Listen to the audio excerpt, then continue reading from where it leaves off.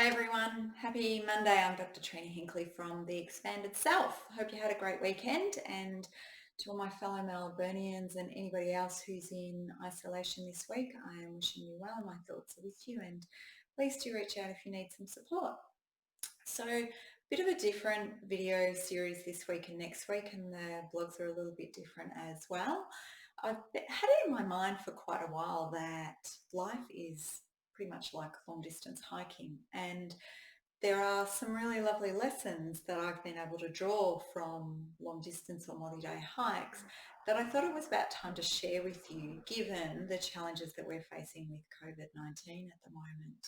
So I sort of think about hiking as a microcosm of life's macrocosm. So I'll talk about it in that way. Um, so the first thing that I wanted to chat about was what we actually call it. There are all sorts of names for hiking. I wrote down some, let me read them out. Hiking, bushwalking, tramping, trekking, rambling, backpacking, traipsing and wandering. And I'm sure there are plenty more that you know of as well.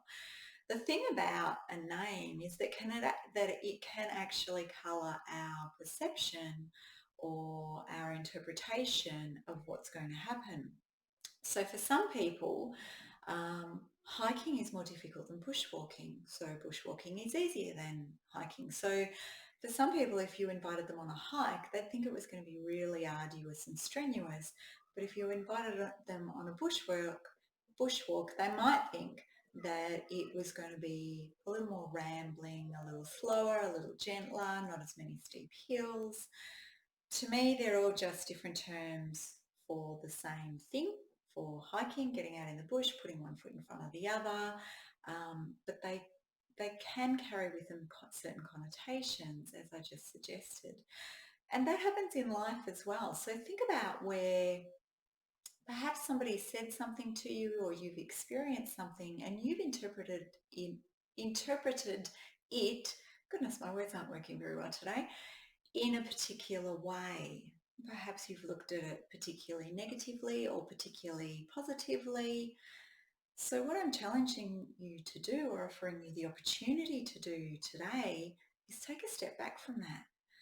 Give yourself the opportunity to have a look at how your perceptions colour your experience of reality. Think about COVID-19, for instance. If you are one of the people who think that COVID-19 is no worse than the usual seasonal flu, this round of current Melbourne restrictions might be making you feel angry or thwarted or constrained. You might feel frustrated because you think that there actually isn't a threat. But if you think that there is a threat, that COVID-19 is much more serious than seasonal flu, this round of restrictions might make you feel relieved. You might be grateful to have a government that acts and tries to support and protect its people. You might feel that it's prudent to stay at home, to stay indoors, to not mingle socially. So, and I'm not saying that either of those is right or wrong. I am not a microbiologist, so I will refrain from commenting on the potential impact of COVID-19. But just think about how you interpret it and how you might be able to reframe that and what your beliefs inform of your experience. So for instance, in physical activity research, I know that perceptions of neighbourhood incivilities or crime, graffiti, litter, those sorts of things are associated with physical activity levels, but actual objective measures of incivilities, so crime reports, counting the number of pieces of graffiti, counting the amount of litter, are not. So it's about the belief. The belief influences the behaviour. So give yourself an opportunity this week to think about where your beliefs might be influencing your behaviours or your reactions to things. The other thing that I wanted to just chat briefly about today was, what are you actually carrying? How heavy is your load, the load of stuff that you carry with you through your life? So when I go hiking on more than a couple of days, I think really, really carefully about what I'm going to carry. I get it out, I lay it all out. I weigh individual items. I pack them all in my pack when I've decided what I think I'm going to take, and then I weigh my pack. And then I decide whether or not I actually want to carry that load, whether my body's strong enough, whether the terrain will allow it, whether I really need everything that's in there. And then I might unpack and repack.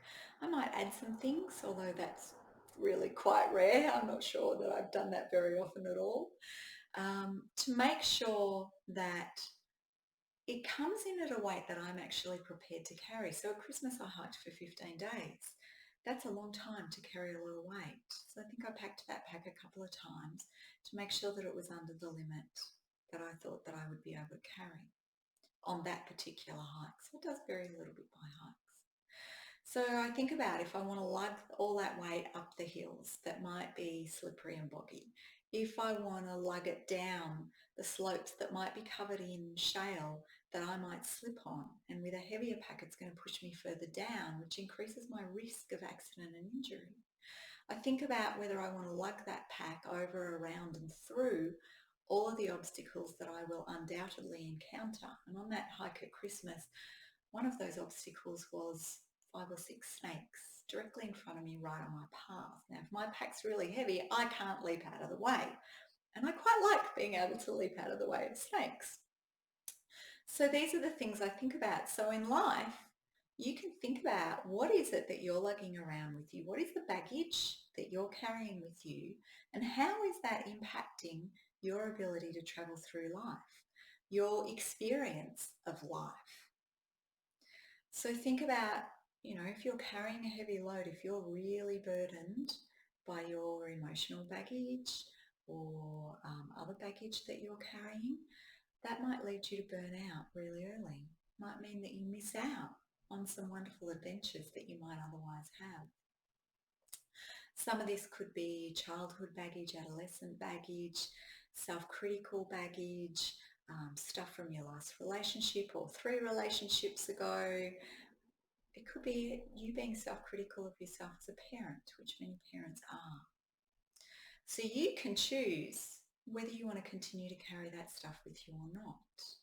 If you choose not to continue to carry it, there are various options for you to manage that. It's beyond the capacity of me during this video to go into those, but I'm happy to chat with you about them if that would be useful.